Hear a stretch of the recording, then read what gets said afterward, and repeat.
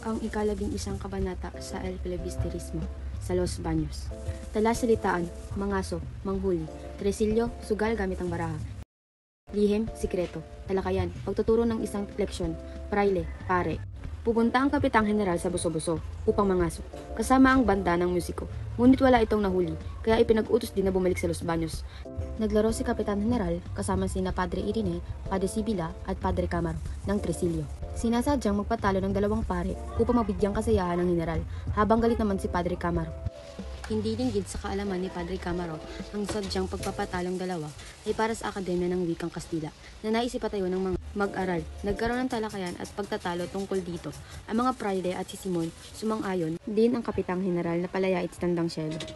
Ang ika-12 kabanata ng El Filibusterismo. Placido Penitente.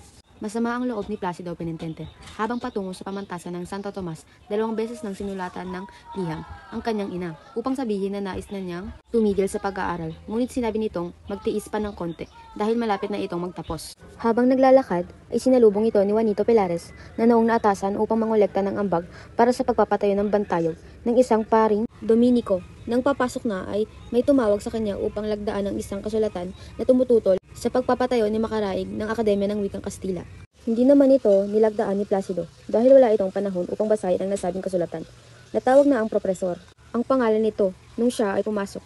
Upang mapansin ay nilakasan niya ang tunog ng kanyang takong. Tinignan siya ng kanyang profesor na may lihim na pagbabanta.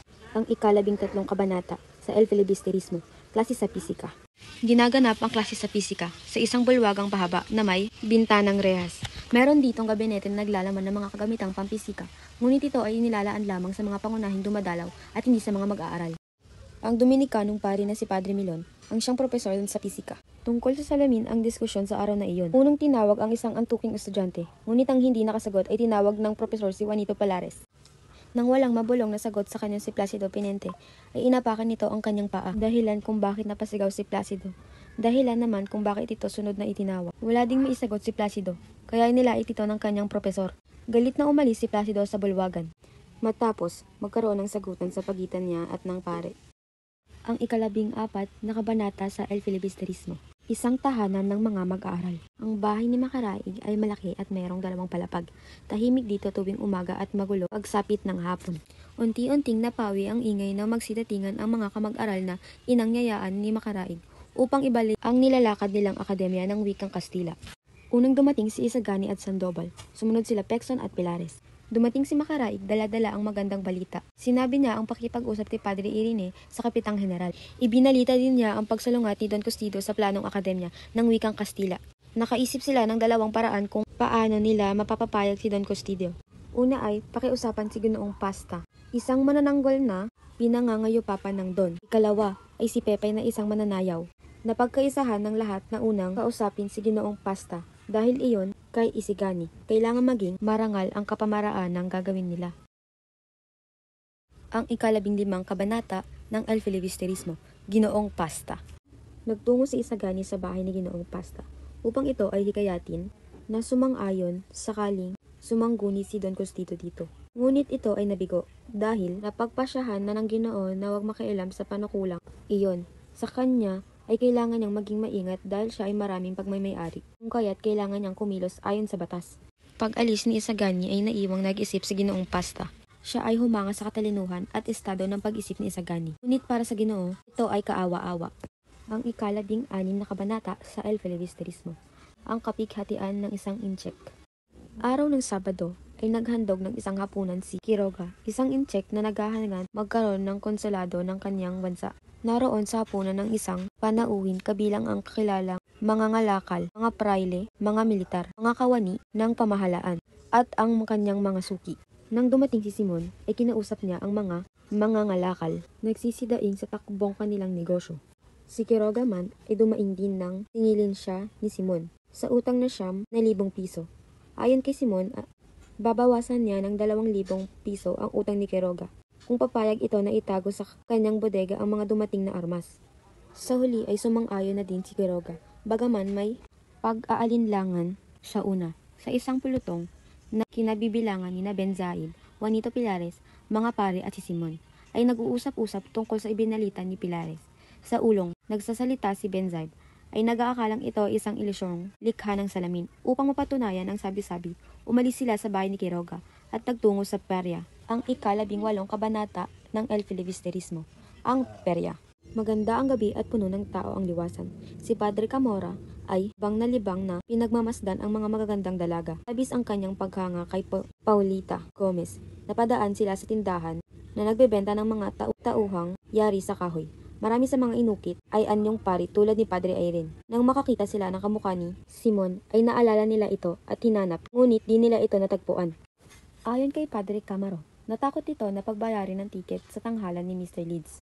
Habang si Benzaib ay nangangambang malaman ni Simon na panlilindang lamang ang kanyang palabas. Ang ika-18 kabanata ng El Filibusterismo, mga pandaraya. Sa tanghalan ay malagod na sinalubong ni Mr. Leeds ang mga manonood, kabilang ang mga praile at mga kasama nito. Bago magsimula ang pagtatanghal ay binigyan ni Benzaib ang pahintulot upang magsiyasat, ngunit bigo siya makita ang salamin na kanyang tinutukoy. Dahil dito ay napahiya ang mamahayag. Pumasok si Mr. Leeds sa isang pinto at bumalik na may bitbit na isang kahong gawa sa kahoy. Ang kahong iyon ay natagpuan sa libingan na sa piramide ni Khufu. Ipinasiyat niya ito sa mga manonood. May ilang nagsabi na ang kahon ay amoy bangkay. Para kay Benzaib, iyo'y amoy simbahan. Ang kahon ay naglalaman ng abo at kaputol na papirong kinatatalan ng dalawang salita. Sa pamamagitan ng unang salitay, nabubuhay ang sandakot na abo at nakakausap ang isang ulo. Ang ikalawang salita naman ay nakakapagbalik sa dati nitong kinalalagyan. Nang binigkas ni Mr. Leeds ang unang salita ay may lumitaw na ulo habang nagsasalita ang espenghe. Ay nakatoon ang paningin nito kay Padre Zalvi.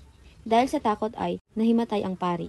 Kinaumagahan, iniutos ng gobernador eklesiastiko na pagbawal ang ganong uri ng palabas. Ngunit wala na si Mr. Leeds. Siya ay nagtungo sa Hong Kong, dala-dala ang kanyang lihim.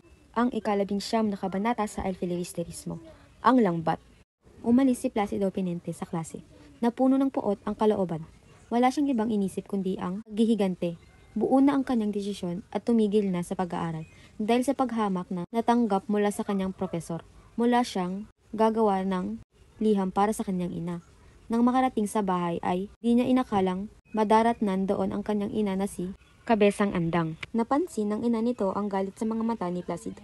Kaya ito ay nag-usisa. Ipinagtapat ni Placido ang nangyari.